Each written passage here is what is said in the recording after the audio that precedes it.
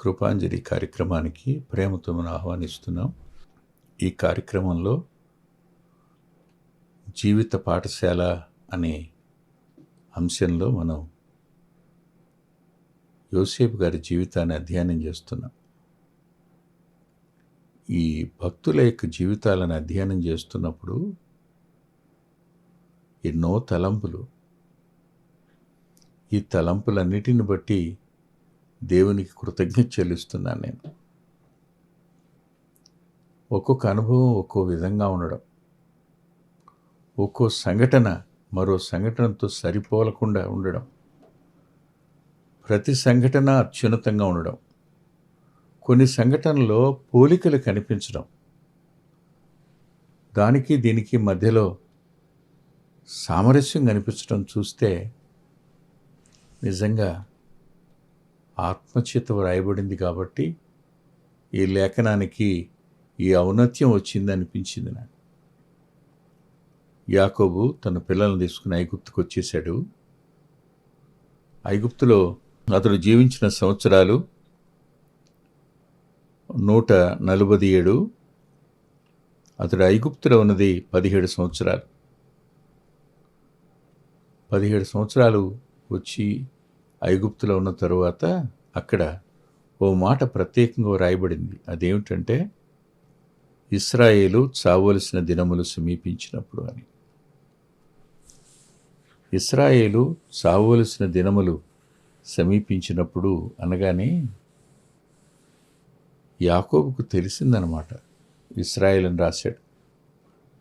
ఆత్మ సంబంధంగా అతడికి వివేచన ఉంది, తను చనిపోయే దినాల దగ్గరికి వచ్చినాయని. ఇది కొద్దిమందికి తెలుస్తుంది అనిపిస్తుంటుంది నాకు, కొద్దిమందికి తెలుస్తుంది. తాతయ్య వెంకటరత్నం గారు మొట్టమొదట ప్రభువు నమ్ముకున్నవారు నా వంశంలో, ఈ వంశంలో.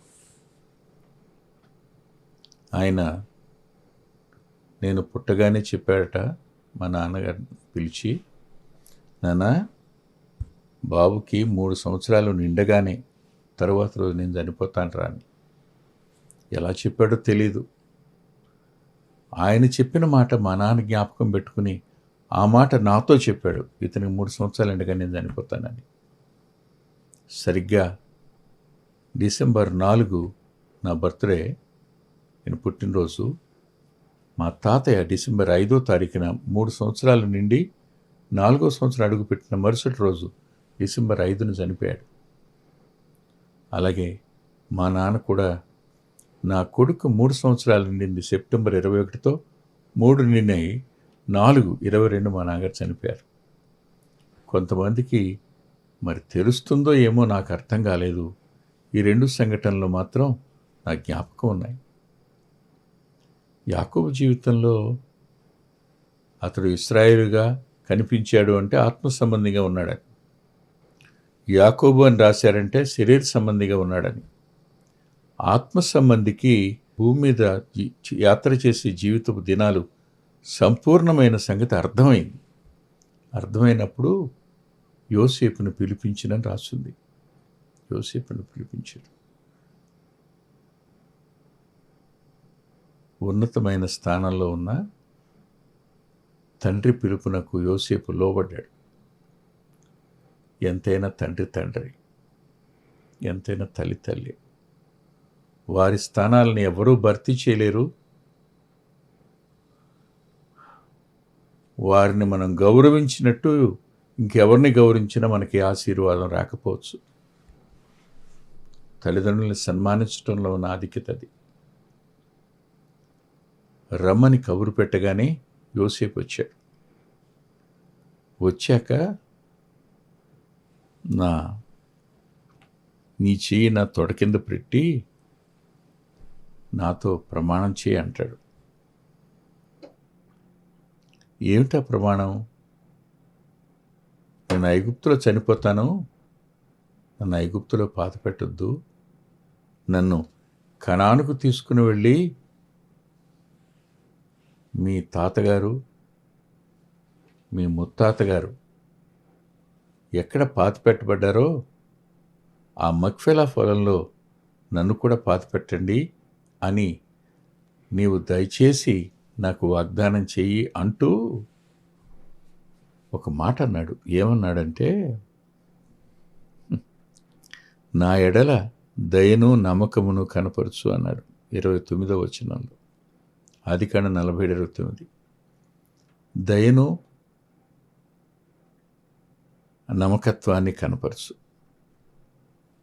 మనుషుల వద్ద నుంచి ఏదైనా ఒక కార్యం మనకు జరగాలి అని అంటే వారికి దయ ఉండాలి, నమ్మకత్వం కూడా ఉండాలి. ఈ రెండు అవసరం అనే సత్యం ఇస్సాకు యొక్క వివాహం దగ్గర మనకు అర్థమవుతుంది. ఇస్సాకు యొక్క వివాహంలో ఆదికాండం 4వ అధ్యాయం 49వ వచనంలో ఆ పెద్దదాసుడు అంటాడు, కాబట్టి నా యజమానుని ఎడల మీరు దయను నమ్మకమును కనపరిచిన ఎడల అంటాడు. అక్కడ పెద్దాసుడు అన్నాడు, ఇక్కడ యాకోబు అన్నాడు.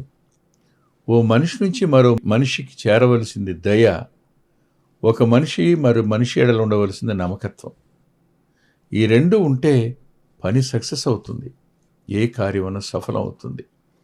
మనుషులు కఠినులైతే, అపనమ్మకస్తులైతే అది నెరవేర్చబడడం కష్టం అవుతుంది. మరి దేవుడిని గురించి మాట్లాడుతూ అంటాడు ఆదికాండం 24లోనే, కృపను సత్యమును అంటాడు 27వ వచనంలో. యెహోవా స్తుతించబడునుగాక, ఆయన నా యజమానునికి తన కృపను తన సత్యమును చూపటం మానలేదు. దేవుని యొద్ద నుండి కృపా సత్యాలను మనిషికి కావాలి, తోటి మానవుని నుంచి దయా నమ్మకత్వం కావాలి. అక్కడ అదే పదం పెద్దాసుడు పలికాడు, ఇక్కడ యాకోబు కూడా అదే మాట పలికాడు. ఒకరి ఎడల ఒకడు దయ కలిగిన వారుగా ఉండడం, ఒకరి ఎడల ఒకరు నమ్మకస్తులుగా ఉండడం అనేది.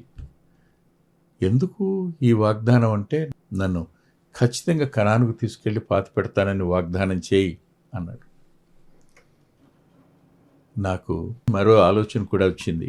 అదేమిటంటే, ఈ 46వ అధ్యాయంలో కనాను నుండి బయలుదేరి బెర్షెబాకు యాకోబు గారు వచ్చినప్పుడు ఆ రాత్రి అతనికి ఆగిపోయాడు.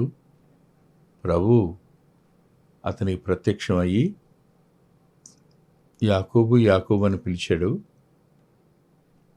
పిలిచినప్పుడు నేనే దేవుణ్ణి, నీ తండ్రి దేవుణ్ణి, ఐగుప్తుకు వెళ్ళటకు భయపడకుము అన్నాడు. నేను గతంలో చెప్పాను, ఐగుప్తుకు వెళ్ళడానికి ఎందుకు భయపడ్డాడు అంటే, అబ్రహామునకు చెప్పిన మాట ఇస్సాకు తెలుసు, అబ్రహాము ఇస్సాకులకు తెలిసిన మాట యాకోబుకు కూడా తెలుసు. తనది కాని దేశంలో 400 సంవత్సరాలు ఉండవలసి వస్తుందని, తానే అక్కడికి తీసుకెళ్తున్నాను అనే భయం. అందుకనే నేను నిన్ను తీసుకుని వెళ్ళి మరలా తిరిగి తీసుకుని వస్తాను అంటే, నీతో పాటు ఐగుప్తు వస్తానని ప్రభు వాగ్దానం చేస్తాడు. అబ్రహాము ఎడల కృపా సత్యాన్ని చూపించిన దేవుడు యాకోబు ఎడల కూడా అదే కృపా సత్యాలను చూపించడానికి ఇష్టపడి భయపడొద్దు అన్నాడు. ఆలోచించిన ఒకసారి, ఎందుకు భయపడ్డాడు యాకోబు? కేవలం 400 సంవత్సరాలు అక్కడ ఉండవలసి వస్తుందని కాదు భయం, అదొక భయమే. 400 సంవత్సరాలు వాళ్ళు ఉండడానికి నేను కారకుండా అవుతున్నాను కదనే భయం యాకోబులో ఉంది. నెంబర్ 1. నెంబర్ 2 ఏంటంటే, నా శవాన్ని కనానుకు తీసుకుని వస్తారా? రారేమో. నా శవాన్ని అక్కడే పాతిపెట్టేస్తారేమో. నా పితరులు ఉండేటువంటి ఆ చోటుకు నన్ను తీసుకురారేమో. నా పితృవనంలో నన్ను సమాధి చేయరేమో అనే భావం. కొంచెం మనం ముందుకెళ్తే 49వ అధ్యాయంలో యాకోబు గారు తన పిల్లల్ని దీవించి ఇలా అంటాడు.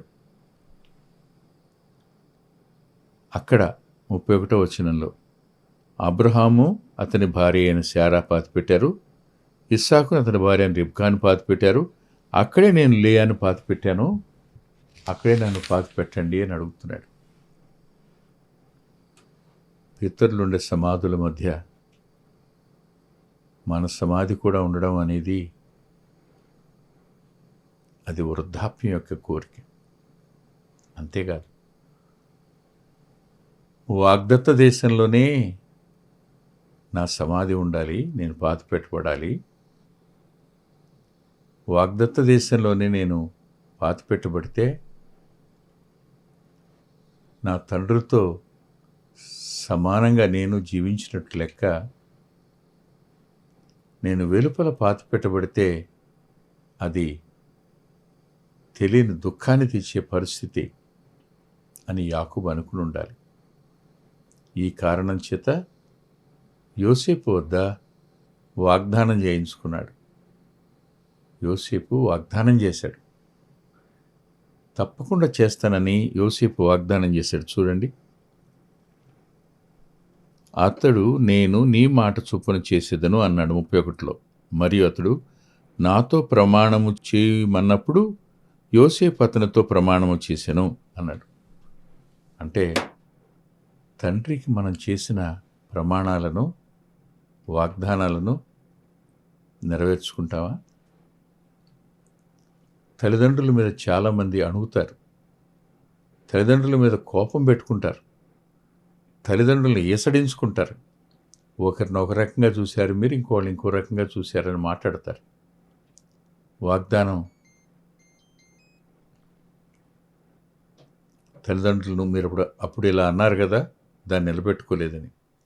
వాళ్ళు ఎంత చేసినా తల్లిదండ్రుల మీద పిల్లలు ఎంతో కొంత కష్టం పెట్టుకోవడం అనేది సర్వసాధారణంగా జరిగేది.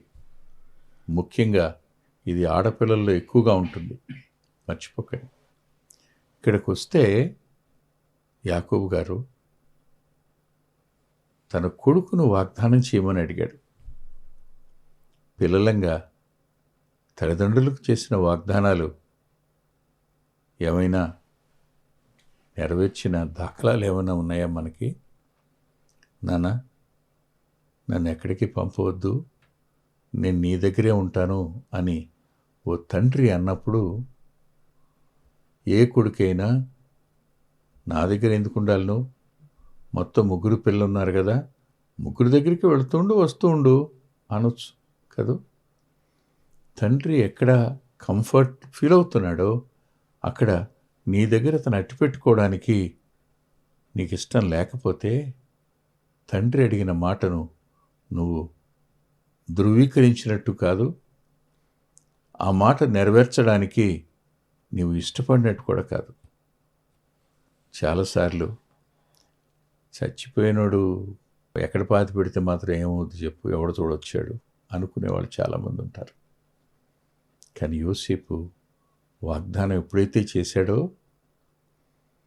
యోసేపులో దయా నమ్మకత్వాన్ని చూసిన యాకోబు అక్కడ రాస్తాడు ఆఖరి మాట, ఇశ్రాయేలు తన మంచపు తలాపు మీద వంగి దేవునికి నమస్కారం చేశాడు.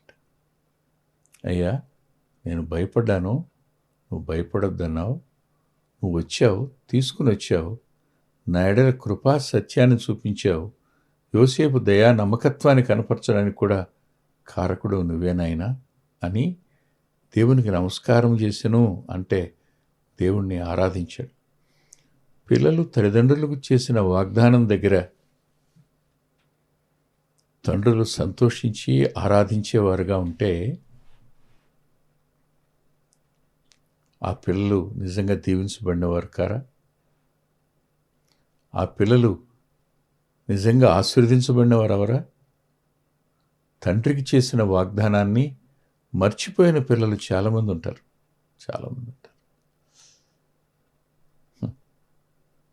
సారీ నాన్న, చేయలేకపోయినాను అన్నప్పుడు తండ్రి మంచి మనసుతో పర్లేదులే నాన్న అనొచ్చు. కానీ అదే చేసి వచ్చినానా, నువ్వు చెప్పింది చేశాను అంటే ఆ తండ్రి ముఖంలో కనిపించే సంతోషం ఎంత గొప్పది.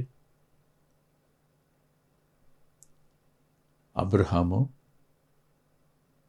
ఇస్సాకు, అబ్రహాము భార్య అయిన శారా, ఇస్సాకు భార్య అయినటువంటి రిబ్కా, యాకోబు భార్య అయిన లేయా అక్కడ పాతిపెట్టబడింది.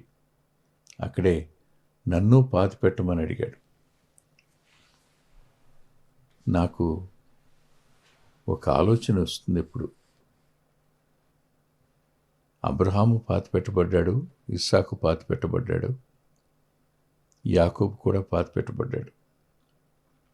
కానీ 12 మంది గోత్రకర్తల్లో 11 మంది సమాధులు ఐగుప్తులోనే ఉన్నాయి. వాళ్ళెవరూ తమ పిల్లలకు మమ్మల్ని తీసుకుని వెళ్ళి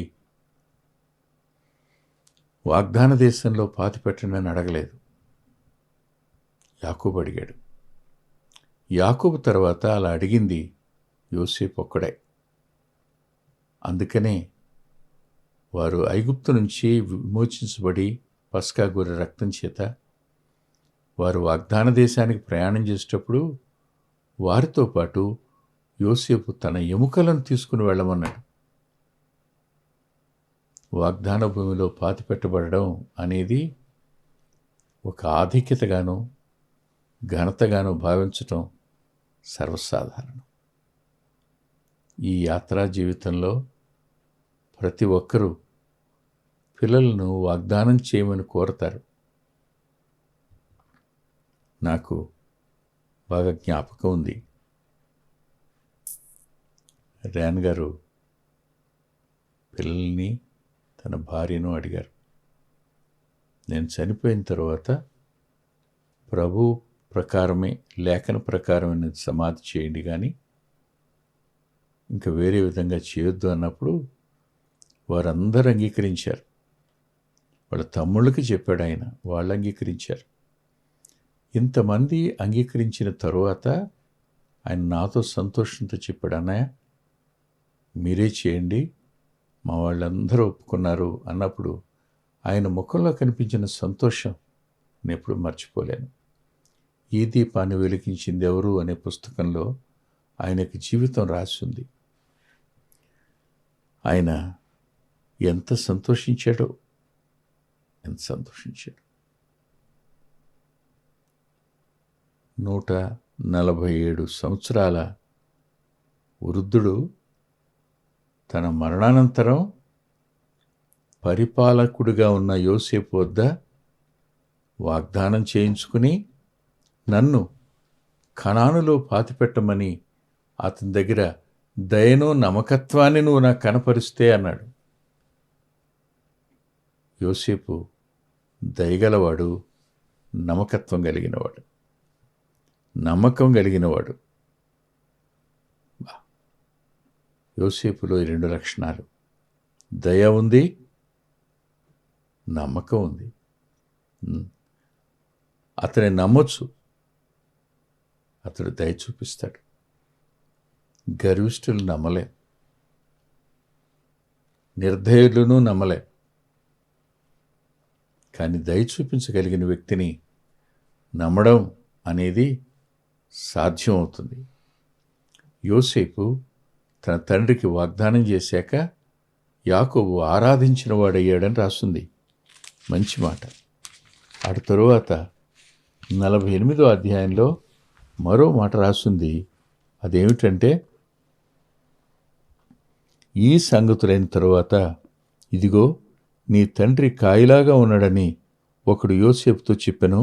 అప్పుడు అతడు మనష్షే ఎఫ్రాయిములు అను తన 2 పిల్లల కుమారులను వెంట పెట్టుకుని పోగా దినాలు సమీపించాయి. వాగ్దానం చేయించుకున్నాడు. యోసేపు వెళ్ళిపోయినాడు. ఆ తరువాత కబురు వెళ్ళింది, మీ నాన్నగారు కాయిలా పడ్డాడు అని. అంటే పడక మీద పడిన పరిస్థితి ఏర్పడింది. అనారోగ్య పరిస్థితులు ఏర్పడ్డాయి. వయసు మీరిపోయింది. 147 సంవత్సరాలు అయిపోతున్నాయి. అలాంటప్పుడు కాయిలా పడ్డాడు అనే కబురు వినగానే నాన్న పిలిచినప్పుడు సింహాసనం మీద అధికారంలో ఉన్నటువంటి యోసేపు వచ్చాడు. నాయన కాయిలా పడ్డాడు అన్నప్పుడు కూడా వచ్చాడు. కానీ చాలామంది తమ మరణాన్ని గుర్తు చేసుకుని, ఏమండి నా భార్య చనిపోతున్నప్పుడు నేను నా పిల్లలకు కబురు పెట్టాను, నాన్న త్వరగా రాలేం, మేము సమాధి చేసేయండి, పర్వాలేదు, మీరు వీడియో ఆన్ చేసి పెట్టండి, మేము కార్యక్రమం అంతా చూస్తాం అన్నారు మా పిల్లలు. రేపొద్దు నేను చనిపోయినప్పుడు కూడా వాళ్ళు వీడియోలోనే చూస్తారు తప్ప రారండి అని బాధపడిన తల్లిదండ్రులని చూశా. ఎంతోమంది ఉన్నారు.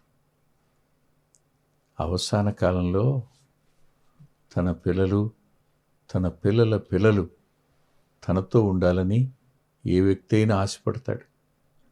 కానీ దానికి భిన్నంగా వాళ్ళు లేకుండానే వీరి మరణాలు సంభవిస్తే నిజంగా దుఃఖంతో గదు సమాధికి వెళ్ళేది, బాధతో గదు సమాధికి వెళ్ళేది. దయ చూపించినట్టు, నమ్మకం చూపించినట్టు అవుతుందా? కాదు కదా. యాకోబు పిలిచినప్పుడు వచ్చాడు, యాకోబుకు బాలేదని కబురు వెళ్ళినప్పుడు వచ్చాడు. జ్ఞాపకం పెట్టుకోండి, వృద్ధాప్యంలో మీ ముఖాలు కనపడితే ఎంత సంతోషం అవుతుందో. తీతు ముఖము నాకు కనపడకపోవడం వల్ల సువార్త ద్వారాలు తెరిచి ఉన్నా కూడా నేను వెనుతిరిగి వచ్చేసాను అని పౌలు గారు అంటాడు. జీవితంలో ఎన్నో ఎదురు దెబ్బలు తగులుతాయి. పిల్లలు మన దగ్గర ఉండే అవకాశం ఉండదు, వారి పిల్లలు మన దగ్గరికి వచ్చే అవకాశం ఉండదు. ఎవరున్నా లేకపోయినా మన కోసం ప్రాణం పెట్టిన ప్రభు మనతో ఉంటాడు. గాఢాంధకార లోయలో కూడా నీ దుడ్డుకర్ర, నీ దండం నాకు తోడుగా ఉంటుందని, మరణఛాయ లోయలో నువ్వు నాకు తోడుగా ఉంటావు గనక నేను భయపడను అన్న మాట దావీదు గారు పలికారు. అదే మాట విశ్వాససహితంగా పలకగలిగిన స్థితిలో మనం ఉంటే దేవునికి మహిమ కలుగుతుంది. తల్ల వంచండి, ప్రార్థన చేసుకుందాం. ప్రేమగల మా ప్రియ తండ్రి, పరిశుద్ధుడు అని గొప్ప దేవ, ప్రత్యేకంగా యోసేపు గారి జీవితాన్ని అధ్యయనం చేస్తున్నప్పుడు తన తండ్రి అయిన యాకోబు వద్దకు మొదటిసారి వచ్చినప్పుడు వాగ్దానాన్ని, రెండోసారి వచ్చినప్పుడు ఆశీర్వాదాన్ని మేము చూడబోతున్నాం. మరింతగా వచ్చే వారంలో ధ్యానం చేయడానికి మీరే మంచి సమయాన్ని సంప్రాప్తింప చేయమని యేసుక్రీస్తు ప్రభువారి పేరట ప్రార్థిస్తున్నాం తండ్రి. ఆమేన్. ప్రభు చిత్తమైతే వచ్చే వారం కలుసుకుందాం. అంత్యోకు నుండి వెలువడిన పుస్తకాలు ఇప్పటికీ 36 ఉన్నాయి. ఒకటి ప్రచురణలో లేదు. అయితే వాంగ్మయాన్ని గురించి నేను 3 విభాగాలు చేసి మీతో చెప్తాను. మొదటి విభాగం కొంతమంది భక్తుల చరిత్రలు. ఆ భక్తుల చరిత్రలు మన జీవితాలకు అద్భుతమైన మార్గదర్శకత్వాన్ని చూపిస్తాయి. ఆ మీదట కొన్ని పుస్తకాలు తర్జుమా చేయబడిన బుక్స్ ఉన్నాయి. అవి కూడా ప్యూరిటన్ రైటర్స్ రాసినటువంటి పుస్తకాలు. అవి ఆత్మీయ ప్రత్యక్షతనిచ్చే పుస్తకాలు. ఇకపోతే తరువాతవి దేవుడు కృప చూపించి లేఖనంలో నుంచి నాతో రాయించిన అనుభవాలు. ఈ అనుభవాల దగ్గర అనేకమైన సంగతులు మీకు కనిపిస్తాయి. అవి ఆత్మీయ పాఠాలే కానివ్వండి, దావీదు జీవితమే కానివ్వండి, ఇలాంటివి. ఇవన్నీ మీ ఆత్మీయ జీవితానికి అనుదిన ఆహారంలాగా ఉపయోగపడతాయి. ఇవి మీరు ఖచ్చితంగా కలిగి ఉండడం మంచిది. అంతేకాదు, ఈ వాంగ్మయంతో పాటుగా నెలకొకసారి మాసపత్రిక, క్రీస్తు సువార్త పత్రిక వెలువడుతోంది. అంతేకాదు, 2 నెలలకొకసారి పిల్లల కొరకై ద్విమాస పత్రిక, ద్విమాస సచిత్ర పత్రికది. ఆ పత్రిక పిల్లల కోసం నెలవంక అనేటువంటి మ్యాగజైన్. అంతేకాదు, మరో మాట కూడా చెప్పాలి. పిల్లల పరిచర్యకు ఒక ప్రత్యేకమైన స్థానం ఉంది. రాబోయే తరాలకు నారుమడి కదా. అందుకొరకై మొత్తం 12 DVDలు పాటలున్నాయి. అవి యూట్యూబ్లో కనపడతాయి. మొత్తం 120 చిన్నపిల్లల పాటలున్నాయి. అంత మాత్రమే కాదు, ఎలీషా పాఠశాల తెలుగు VBS అనేటువంటి మకుటంలో 3 సంవత్సరాలకు అవసరమైన 18 టెక్స్ట్ బుక్లు, 18 వర్క్ బుక్లు కూడా ఉన్నాయి. వీటిని మీరు మీ సహవాసాలు తీసుకుని మేలు పొందాలని హృదయపూర్వకంగా కోరుతున్నాను. మా చిరునామా కృపాంజలి, బ్రదర్ పిల్లా వెంకటరత్నం, రామచంద్రపురం రోడ్, గుడివాడ, కృష్ణా జిల్లా, Andhra Pradesh. Our address: Krupanjali, brother Pilla Venkataratnam, Ramachandrapuram road, Gudivada, Krishna district, Andhra Pradesh. Phone number 9490504299 9490504299. కురిసే మంచు జారే చిరు